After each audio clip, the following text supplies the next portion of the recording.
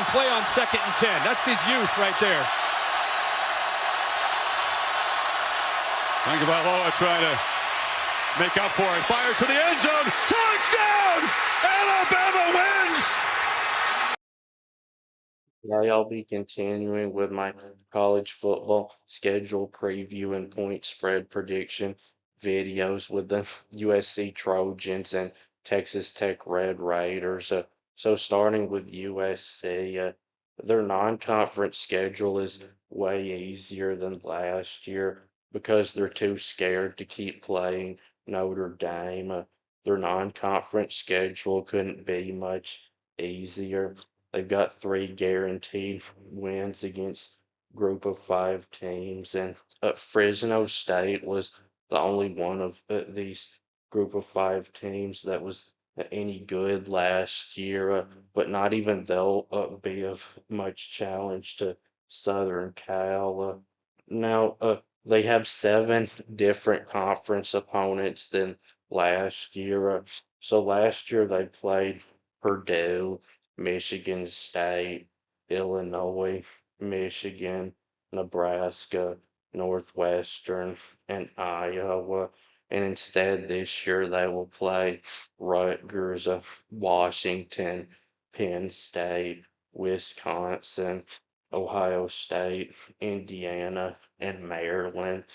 And that makes their conference schedule a lot tougher than last year because they play both Ohio State and Indiana. Even though they have to start their conference schedule on the road, the good news is it's against the Rutgers that does not have a very tough home environment.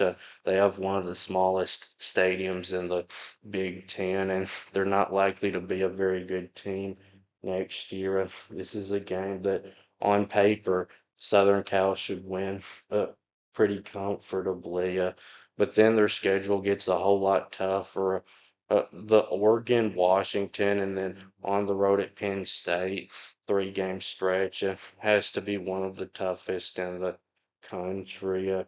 And with Oregon, Ohio State, and Indiana all on the schedule, USC is going to have to pull at least one pretty big upset to have a chance of making it to the college football playoff. And that's assuming they win all of their other 9 games, which I think is unlikely because I think they're probably going 1-1 against Washington and Penn State. The Penn State game is going to be interesting because, well, these 2 coaches haven't went against each other very recently. This is nowhere close to the first time that Lincoln Riley and Matt Campbell have went against each other because when Lincoln Riley was at Oklahoma and Matt Campbell was at Iowa State, they went against each other every year.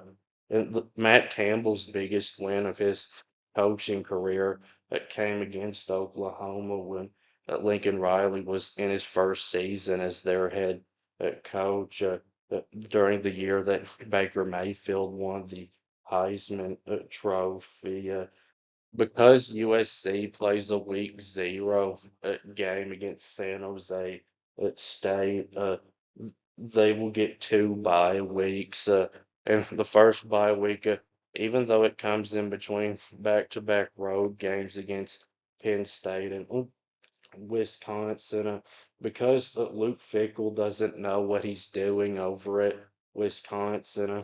If I was a USC fan, I would have rather them had the bye week in between Washington and Penn State, or in between Oregon and Washington, or even before Oregon.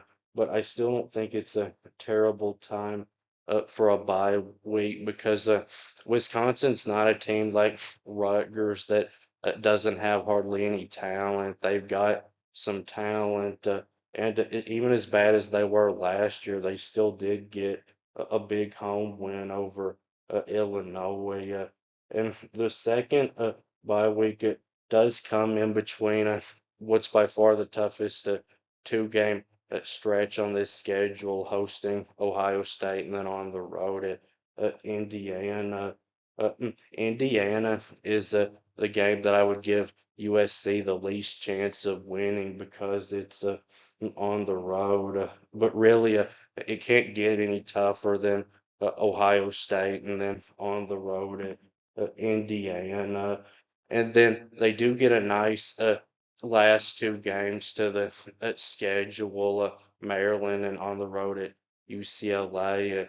UCLA is their one true rival, and that could be a tough game because UCLA, I do think, has a chance to be the Big Ten's most improved team in 2026.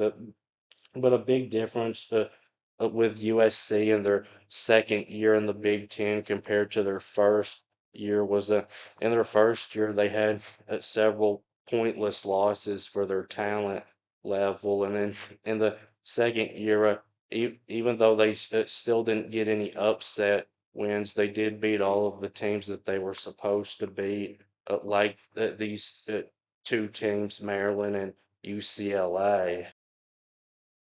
They're gonna have to do that again to have any chance of making it to the college football playoff. So now for the point spread prediction. If there is a minus at the beginning of the spread, that means that USC is the favorite. If there's a plus at the beginning of the spread, that means they're the underdog. 20 plus spread is a blowout, and there's three of those: San Jose State, Fresno State, and Louisiana. 10 to 19 spread is medium, and there's a six of those. Rutgers, Oregon, Wisconsin, Ohio State, Indiana, and Maryland. A 6 to 9 spread is close, but they'll be a clear favorite. And there's one of those, UCLA. A 1 to 5 spread means it's almost a complete toss up, and there's two of those, Washington and Penn State. So if I had to guess exact spreads for these games right now, I'd say USC would be about a 30-point favorite over San Jose State and about a 30-point favorite over Louisiana and about a 3 touchdown favorite over Fresno State. And I'd say they'd be about a 18-point favorite over Maryland. And about a 14-point favorite over Rutgers and about a 14-point favorite over Wisconsin. Not because I think that Rutgers and Wisconsin are going to be better teams than Maryland will be, but because Rutgers and Wisconsin are on the road and Maryland is at home. And I'd say that USC would be about a 7-point favorite over at UCL.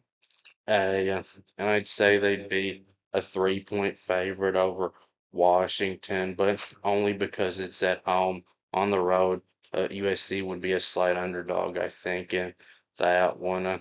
And I'd say USC would be a 3-point underdog to Penn State, but only because it's on the road. At home, USC, I think, would be a slight favorite.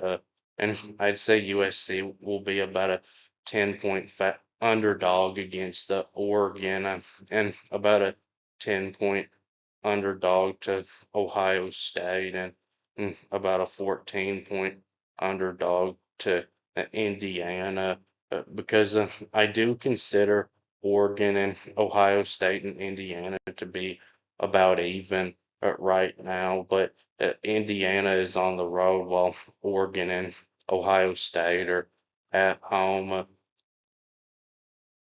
So Texas Tech's non-conference schedule is pretty much the same as last year. It's very easy.